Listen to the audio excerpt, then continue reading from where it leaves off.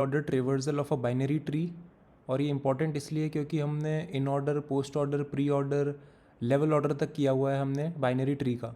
आज हम करेंगे vertical order traversal of a binary tree, जो कि थोड़ा सा अलग टाइप का उन्होंने डिफाइन किया ट्रेवर्सल। तो सबसे पहले स्टार्टिंग में हम रिक्वायरमेंट्स देख लेते हैं चैलेंज की। इसमें हमें एक रूट दिया बाइनरी ट्री का और हमें कैलकुलेट करना है वर्टिकल ऑर्डर ट्रेवर्सल। और वर्टिकल ऑर्डर ट्रेवर्सल को इन्होंने डिफाइन इस तरीके से किया है कि जो बाइनरी ट्री है उसका टॉप टू बॉटम ऑर्डरिंग बताना है for each column, index starting from the left most column and ending on the right most column. इसको सिंपल शब्दों में समझाता हूँ। तो बेसिकली इन्होंने हमें एक बाइनरी ट्री दिया है, अब उसके कोऑर्डिनेट्स इन्होंने दिए कि किस तरीके से कोऑर्डिनेट्स कैलकुलेट होंगे। स्टार्ट करेंगे हम 0 0 से, और हर नोड का जो लेफ्ट होगा वो होगा row plus one comma column minus one पे, तो रो प्लस वन कर दिया और कॉलम माइनस वन कर दिया। सिमिलरली राइट होगा रो प्लस वन और कॉलम प्लस वन पे।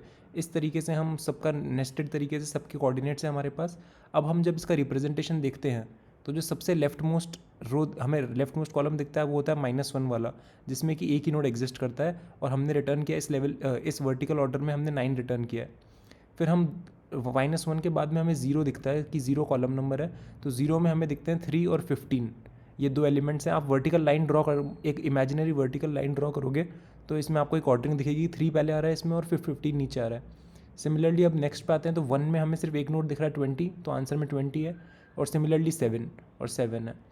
तो इस तरीके से हमें एक ऑर्डरिंग रिटर्न करनी है जो कि वेक्टर ऑफ इंटीजर्स है। सिंपल सी बात है, क्योंकि हर वर्टिकल लाइन पे कई सारे नोड्स लाई कर सकते हैं, तो इसीलिए हर वर्टिकल लाइन में एक वेक्टर ऑफ इंटीजर्स हमें रिटर्न करना है। तो सबसे पहला तो काम यही है कि हम पहले कैलकुलेट करेंगे कि पूरे हमें रूट दे दिया है, तो हम सारे नोड्स पर जाकर पूरे ट्री पर, बाइनरी ट्री पर आइटरेट कर कर कैलकुलेट करेंगे कि सब नोड्स के वर्टिसेस क्या क्या हैं, इनके एक्स और वाई कोऑर्डिनेट्स क्या क्या हैं, रो कॉमा कॉलम क्या क्या है। और एक बार हमने वो कैलकुलेट कर लिया तो सबसे पहले हम इंटरेस्टेड हैं कॉलम नंबर की, क्योंकि सबसे पहली हॉरिजॉन्टल लाइन होगी वो होगी मिनिमम वैल्यू ऑफ कॉलम के ऊपर, जो कॉलम की मिनिमम वैल्यू होगी, क्योंकि इस केस में आप देख रहे हो कि -1 के ऊपर पहली वर्टिकल लाइन है।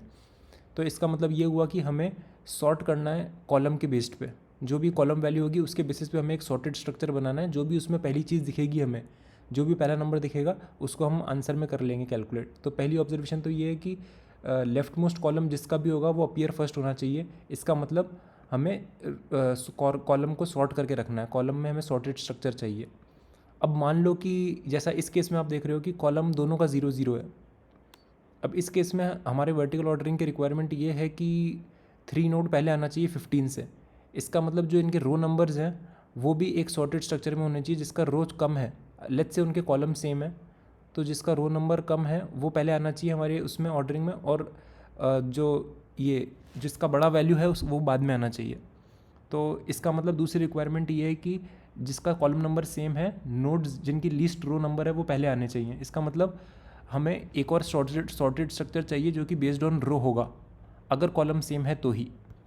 और तीसरी और फाइनल चीज़ उन्होंने बोली है कि there may be multiple nodes in the same row and same column, और इस केस में हमें sort these nodes by their values. तो ऐसे केस भी हो सकते हैं कि 2,0 पे भी मल्टीपल नोड्स पॉसिबल हैं, तो उस केस में भी ये कह रहे हैं कि हमें एक और सॉर्टेड वैल्यू चाहिए। तो इसका मतलब हमें जो स्ट्रक्चर है वो रो कॉमा कॉलम के बाद वैल्यू पे भी सॉर्टेड होना चाहिए। तो ये 3 मेन ऑब्जर्वेशंस निकल के आते हैं इस चैलेंज के रिक्वायरमेंट्स को पढ़ के। तो इन्हीं 3 रिक्वायरमेंट्स को देख के हम हमारा डेटा स्ट्रक्चर डिज़ाइन करेंगे।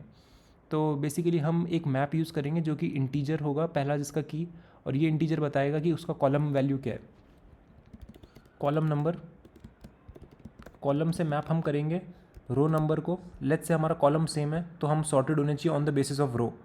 तो एक रो होगा और रो बताएगा एक मल्टी सेट ऑफ वैल्यूज़, और रो पॉइंट करेगा एक multi set of values. Multi set इसलिए क्योंकि कई नोड्स की सेम वैल्यू हो सकती है इसीलिए, और मल्टी सेट इसलिए कि ताकि हम सबसे छोटी वैल्यू को सबसे पहले देख सकें, क्योंकि उन्होंने कहा है कि अगर रो और कॉलम भी सेम है तो हमें सॉर्टेड स्ट्रक्चर बनाना है on basis of their values, clearly requirements में दिया हुआ है। तो इसी तरीके से रिक्वायरमेंट्स को हमने हमारे डेटा स्ट्रक्चर में कन्वर्ट किया है।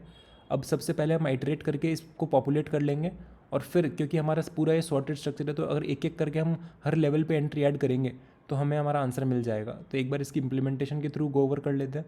हमने इस स्ट्रक्चर को डिफाइन किया ट्रेवर्सल, फिर हमने आइटरेट किया रूट से स्टार्ट करते हुए एक्स और वाई को रो कॉमा कॉलम हमने 0 0 दिए हैं, और ट्रेवर्सल हमारा मैप है जिसमें हम पॉपुलेट करने वाले हैं सारी एंट्रीज़।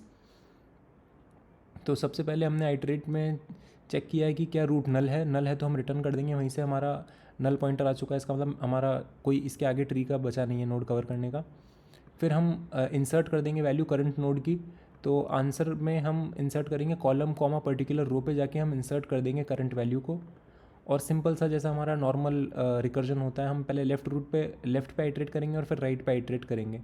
इंपॉर्टेंट चीज़ ये बात है यहाँ पे ध्यान देने की कि लेफ़्ट पे आइट्रेट कर रहे हैं तो रो +1 तो होगा लेकिन कॉलम -1 होगा, ये भी इन्होंने क्लियरली रिक्वायरमेंट्स में दिया हुआ है। और जब हम राइट पे आइट्रेट कर रहे हैं तो रो +1 कॉमा कॉलम +1 होगा, जो इन्होंने क्लियरली यहाँ पे रिक्वायरमेंट में दिया हुआ है। तो इस तरीके से हम हमारे जो मल्टी सेट है, मैप ऑफ मल्टी सेट्स है, इसको हम पॉपुलेट कर देंगे। अब जो फाइनल टास्क ये आता है कि हमें सबसे छोटी वैल्यू ऑफ कॉलम फाइंड करनी है और फिर उसकी लेवल ऑर्डरिंग निकालनी है, और इस तरीके से हर कॉलम वैल्यू से रिलेटेड हमें एक एक निकालनी है, वो एक वर्टिकल ऑर्डरिंग निकालनी है। तो इसके लिए हम हमारी ट्रिवर्सल पे आइट्रेट करेंगे। इसका मतलब है यहाँ पर हमारा हो गया कॉलम कांस्टेंट, हम एक पे आइट्रेट कर रहे हैं तो हमने कॉलम कांस्टेंट हो चुका है हमारा यहाँ पे। इसका मतलब हमें अब एक वर्टिकल ऑर्डरिंग बनानी है, तो उसके लिए हमने करंट वेक्टर बना लिया जिसमें वो करंट वेक्टर में हमारी ऑर्डरिंग स्टोर करेंगे। अब x.सेकेंड में अब हम आइट्रेट करेंगे इसके सेकेंड पे, यानी हम इस मैप ऑफ मल्टी सेट्स पे आइट्रेट करेंगे। तो कॉलम कांस्टेंट होने के बाद अब हम इस मैप के ऊपर आइट्रेट कर रहे हैं, तो इधर रो भी कांस्टेंट हो गई है हमारी। अब जब रो भी कांस्टेंट हो गई है तो हम हमारे मल्टी सेट के ऊपर आइट्रेट करके वैल्यूज़ ऐड कर देंगे डायरेक्टली हमारे करंट वेक्टर में।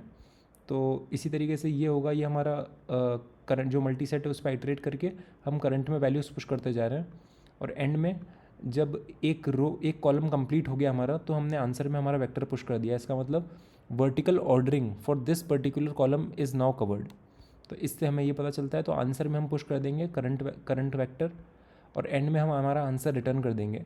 और इसी तरीके से हम इसको सॉल्व कर सकते हैं। डेटा स्ट्रक्चर बनाना थोड़ा सा ट्रिकी था, लेकिन काफ़ी यूज़फुल था कि अगर हम रिक्वायरमेंट्स को ढंग से अगर करें लिस्ट डाउन, तो हम इजीली ऐसे टाइप के चैलेंजेस को सॉल्व कर सकते हैं। और अगर आपको इसमें कुछ भी यूज़फुल लगा हो तो लाइक और सब्सक्राइब जरूर कीजिएगा। Thank you.